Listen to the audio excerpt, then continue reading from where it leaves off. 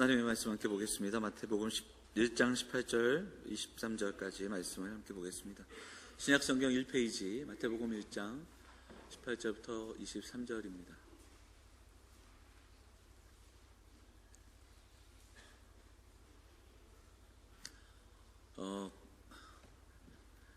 지금 5층에 자리가 없는 것 같거든요. 근데 학생들이 좀 늦게 올 수도 있으니까요. 성경 봉독하고 성가대 찬송 특송 하나 하지요. 네, 성가대 찬송 하는 중에 우리 그 5층에 있는 청년들 그리고 우리 또 장년부에서 가족과 아이들과 같이 오시지 않은 분들은 여기 자리가 많거든요. 일로 내려와 주시면 감사하겠습니다. 그래서 늦게 오는 아이들 좀 있으니까 거기 앉을 수 있도록 그렇게 우리 부탁드리도록 하겠습니다. 자, 마태복음 1장 18절 먼저 봉독하겠습니다. 예수 그리스도의 나심은 이러하니라. 그의 어머니 마리아가 요셉과 약혼하고 동거하기 전에 성령으로 잉태된 것이 나타났더니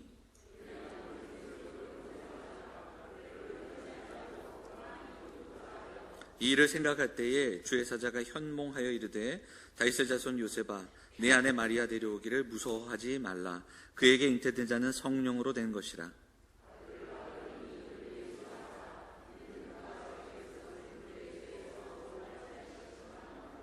이 모든 일이 된 것은 주께서 선지자로 하신 말씀을 이루려 하심이니 이르시되 보라 처녀가 잉태하여 아들을 낳을 것이요 그의 이름은 임마누엘이라 하리라 하셨으니 이를 번역한즉 하나님이 우리와 함께 계시다 함이라. 아멘.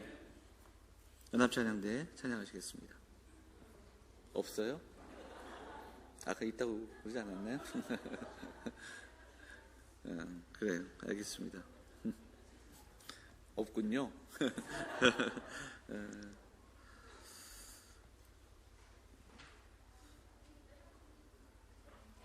예, 우리 좀 자리를 그렇게 좀 옮겨 주시면 감사하겠습니다.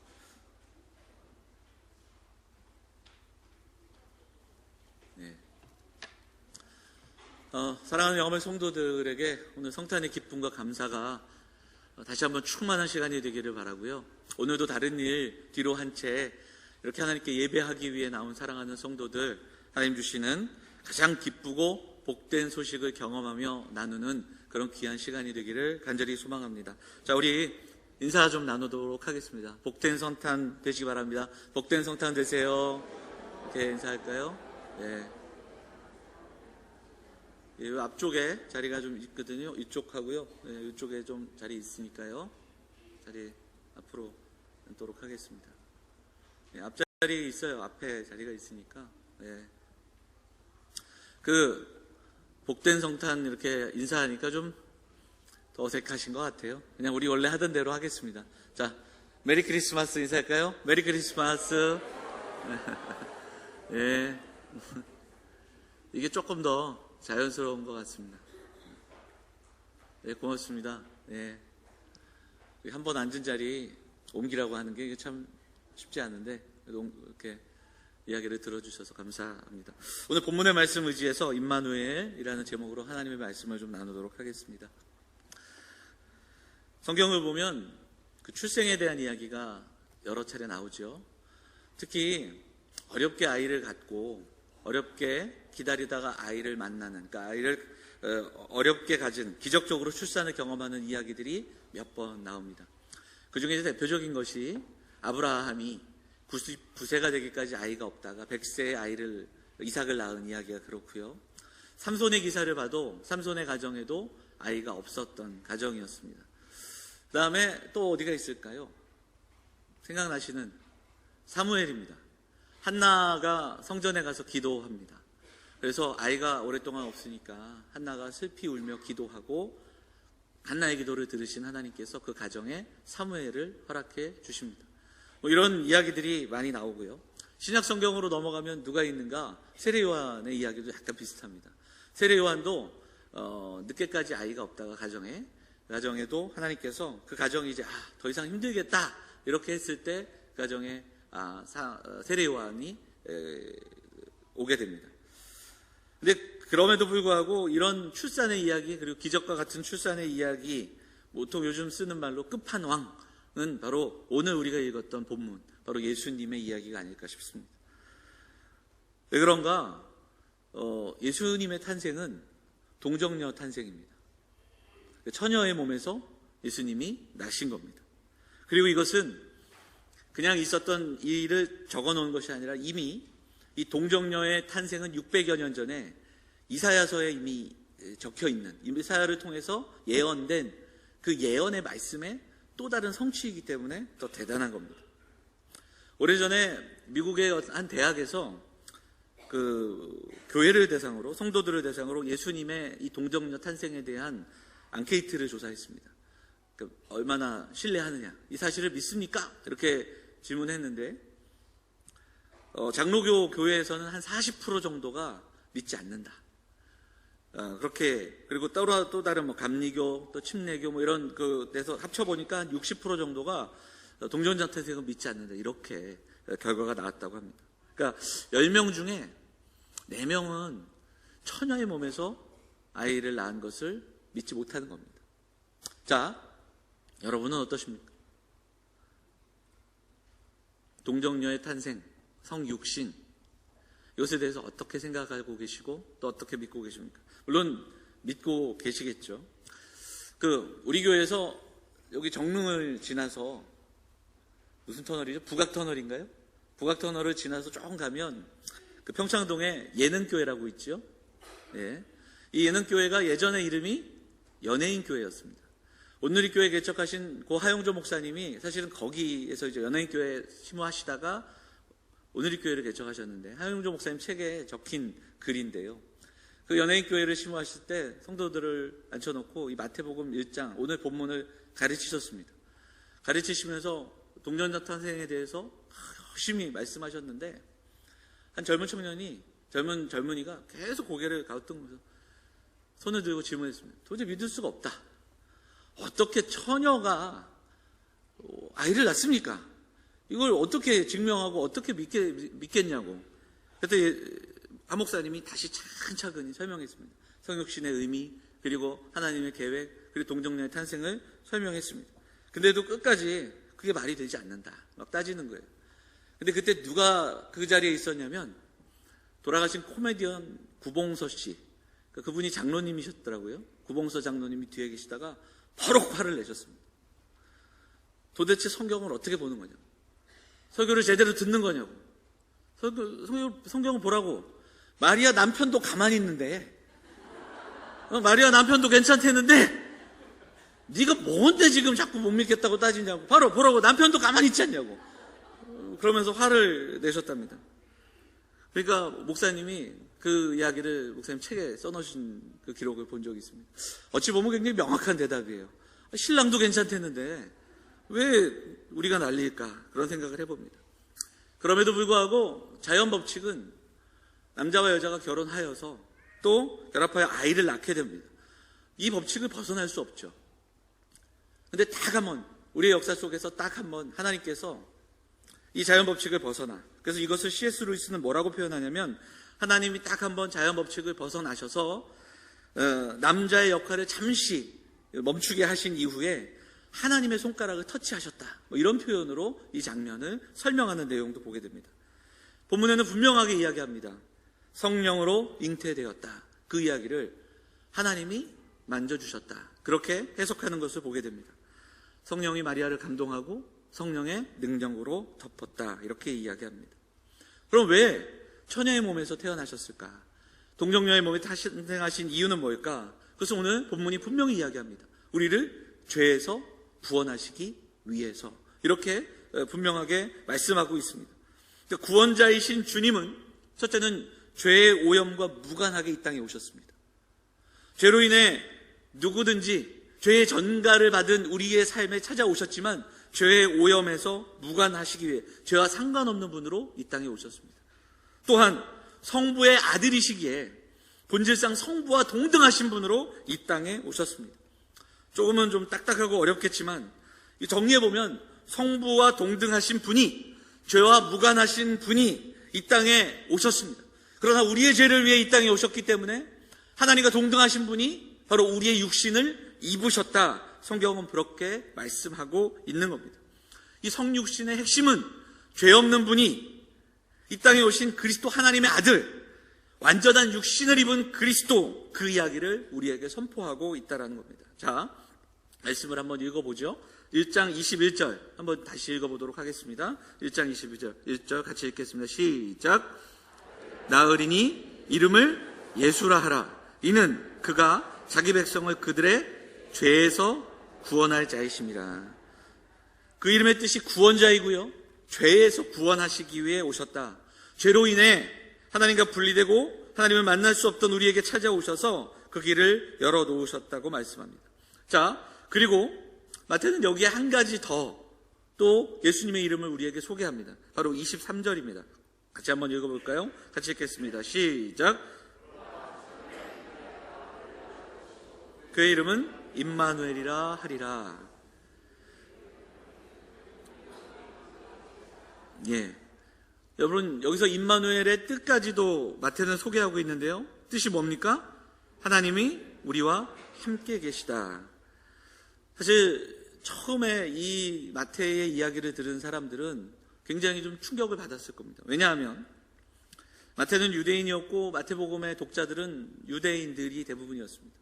히브리인들이 갖고 있던 그 유일 신관과는 조금 다른 내용이기 때문입니다. 그러니까 다른 종류의 신관과는 비교할 수 없는 유일하신 하나님, 여호와 하나님, 그리고 여호와 하나님의 임재, 그리고 성전을 섬겼던 그 유대인들의 모습을 보면 당시에 다른 종교들, 동양의 종교들 같은 경우에는 만물의 신이 깃든 그 비인격적인 신을 믿기도 했고요, 가까웠던 그 헬라의 신들은 산 위에 모여서 갖가지 인격을 가진 신들이 다 모여서 그렇게 전능하지 않은 그 인격적인 신들을 믿었던 기록들을 보게 됩니다. 그래서 올림푸스산에 신들이 모여 살고 인간과도 사랑을 나누는 그런 이야기들도 헬라 이야기를 통해서 들었습니다. 그런데 유대인들이 믿은 하나님은 우주의 근원, 유일하신 하나님, 영원하신 초월자였습니다. 그리고 그 하나님은 성전을 통해 이스라엘 백성들을 만나주시고 성전에 거하시는 하나님이셨습니다. 그런데 어느 날 갈릴리에서 온 한 랍비가 자기가 하나님의 아들이라고 이야기하고, 그리고 하나님이 우리와 함께 하시는 그 증거라고 이야기를 전하고 있는 겁니다. 그리고 마태가 또다시 그 이야기를 들려주는 겁니다. 이것은 하나님이 우리와 함께 계시다. 이 이야기는 바로 예수님이, 하나님이 우리와 함께 계시는, 예수님이 이 땅에 오신 하나님이며 예수님이 우리와 함께 하시는 하나님이다. 이 이야기입니다. 그래서 1장 18절부터 23절까지 들려지는 이 성육신은 인카네이션, 그러니까 육체 안으로 들어오신 하나님, 하나님은 영이신데 그 영이신 하나님이 육신을 입고 이 땅에 오셨다. 이 이야기를 계속해서 우리에게 들려주고 있다는 겁니다. 임마누엘, 예수님은 하나님이시다. 하나님의 성육신, 그 하나님이 우리가 되신 선언을 말씀을 통해서 들려주고 계시다는 겁니다. 그러면 이 임마누엘에 다시 한번 우리에게 조금 더 적용을 해볼까요? 첫째는 우리가 지금 나눈 것처럼 하나님이 우리와 함께 하신다라는 말씀입니다. 어떤 상황에서도, 또한 우리가 어디 있든지 나를 떠나지 않고 졸지도 주무시지 않고 함께 하신다라는 약속이 담겨 있는 겁니다. 또 하나는 임마누엘의 그 주님은 나와 함께 하시며 우리를 지키시며 또 우리를 인도하시고 도와주신다라는 말씀이 여기에 담겨 있는 겁니다. 이 약속의 근거가 우리에게 있지 않고요, 하나님의 약속, 주님의 약속이며 결단이라는 뜻이 이 말씀에 담겨 있습니다. 이거 조금 더 설명하자면 이 1장 23절, 그래서 보라 처녀가 잉태하여 아들을 낳을 것이요 그의 이름은 임마누엘이라 하리라. 이 말씀은 마태가 들려주는 것이 아니라 이미 이사야서 7장에 있는 말씀을 가져와 인용한 겁니다. 그러니까 대략 한 600년 전에 하나님께서 이 말씀을 이스라엘 백성들에게 주셨습니다. 그 말씀의 배경은 어떤 것인가?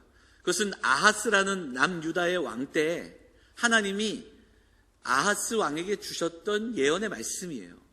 그때 어떤 일이 있었냐면 남유다가 북이스라엘과 아람의 군대의 연합군에게 무너질 위기가 있었습니다. 그래서 벌벌 떨고 있을 때 그때 두려워하지 말라고, 그리고 징조를 구하라고, 내가 도와줄 것이다, 나를 의지하라, 그렇게 말씀하셨습니다. 근데 문제는 뭐냐면 아하스 왕이 징조를 구하지 않는 거예요. 됐다는 거예요. 하나님 됐습니다. 왜 그랬는가? 그에게는 계획이 있었습니다. 아수르, 그 당시에 가장 강한 나라 아수르와 손을 잡고 북이스라엘과 아람을 이겨낼 수 있는 자신감이 있었습니다. 하나님 됐고요, 저는 계획이 있습니다, 이렇게 이야기했던 거예요. 그런데 하나님은 이때 이사야를 통해서 징조를 주십니다. 그 징조가 바로 한 아기의 탄생이고요, 바로 오늘 우리가 읽었던 1장 23절의 말씀이에요. 여기에서 처녀는 아기를 낳지 못하는 젊은 여자, 그러니까 아하스의 왕비 중에 한 여자가 아이를 낳는 것으로 해석을 하긴 하는데요, 한 아기의 탄생을 통해서 하나님이 아하스의 그 불의함에도 불구하고 남유다를 지켜주시는 그 장면을 우리에게 소개하는 겁니다.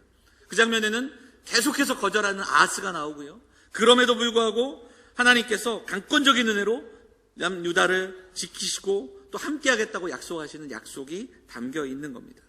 그리고 이 말씀은 그 시대에 끝나는 것이 아니라 이중 예언으로 바로 이 말씀이 결국은 이 땅에 오신 예수 그리스도를 증언하고 증표하는 그 말씀으로 인용되는 그런 내용으로 전개가 되는 겁니다. 아하스 왕처럼 큰 위기가 다가올 때, 어렵고 힘든 벽을 만날 때 임마누엘 예수께서 함께 하시고, 임마누엘의 하나님이 우리와 함께 하시며 우리의 문제들을 부직갱이처럼 문제없게 하시겠다라는 그 약속의 말씀이 여기에 담겨 있다라는 겁니다. 사랑하는 여러분, 구약에서요, 사람이 하나님을 만난다는 건 참 두렵고 떨리는 일이었습니다. 하나님은 때로는 불로, 때로는 구름으로, 때로는 바람으로 그렇게 나타나셨습니다. 세미한 음성으로도 나타나셨습니다. 하나님을 가장 가까이에서 보았다는 그 모세조차도 여호와의 등을 보았다, 그런 표현을 성경은 말씀하고 있습니다. 그런데 말씀이 육신이 되어 우리 가운데 거하셨습니다. 그리고 우리가 알 수도 접근할 수도 없는 하나님이 우리와 함께 하시기 위해 이 땅에 오셨습니다. 그래서 우리가 이제는 하나님을 알고 하나님을 깨달아가고 하나님을 사랑할 수 있고 닮아갈 수 있는 그 대상이 되셨다라는 말씀이 오늘 임마누엘의 하나님을 소개하는 이 본문의 말씀이라는 겁니다. 그래서 오늘 성탄을 맞이하는 우리 사랑하는 성도들에게 임마누엘의 하나님은 정말 소망의 메시지가 되는 것입니다. 답답하고 고단한 오늘 우리의 삶에도 한 줄기 빛과 같은 소망의 메시지가 되기를 간절히 소망합니다. 하나님이 그저 보좌 위에 계시고 그리고 그 거룩함을 지니신 채 우리를 그냥 바라보고 계신다면 예수께서 이 땅에 오셨겠습니까?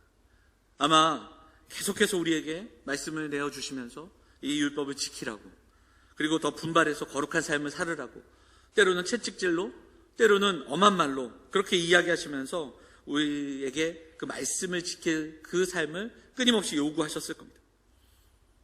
그러나 하나님은 아무리 애쓰고 노력해도 우리가 하나님의 의를 이룰 수 없는 존재임을 아셨기에 직접 이 땅에 내려오셨습니다. 누군가를 대신해서 보내지도 않으셨습니다. 천사를, 그리고 이전의 선지자들보다 더 훌륭한 선지자를 뽑아서 보내신 것이 아니라 직접 오셔서 우리를 돕고 우리를 도우신다라는 사실입니다. 임마누엘의 은혜가, 임마누엘의 하나님이 저와 여러분의 하나님이심을 기억하면서 우리가 이 시간 우리에게 소망 되시는 그 주님을 바라보면서 감사함으로 예배하고 기도하는 우리 사랑하는 성도들이 다 되시기를 간절히 소망합니다. 성탄의 기쁨의 이유가 여기 있고요, 기쁨의 근원이 여기 있습니다. 자, 힘들고 어려운 때인데 그 소망을 우리가 어디에서 바라보고 또 우리가 찾을 수 있을까? 오늘 새벽에 그 찬송가 112장을 이렇게 나누면서 찬송을 부르면서 그 가사를 한번 생각해 봤습니다. 그 맑고 환한 밤중에 2절이 이렇습니다. 이 슬픔 많은 세상에 큰 위로 넘치고 온 세상 기뻐 뛰놀며 다 찬송하도다. 이렇게 읽으니까 이렇게 와닿지가 않죠. 이 슬픔 많은 세상에 큰 위로 넘치고 온 세상 기뻐 뛰놀며 다 찬송하도다.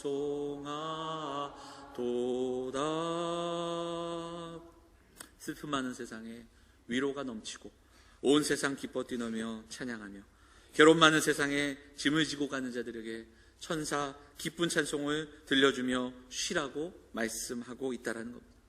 오늘 성탄의 기쁨의 이유가 바로 여기에 있음을 기억하고 함께 예배하고 또 함께 찬양하는 우리 사랑하는 성도들 다 되시기를 축복합니다.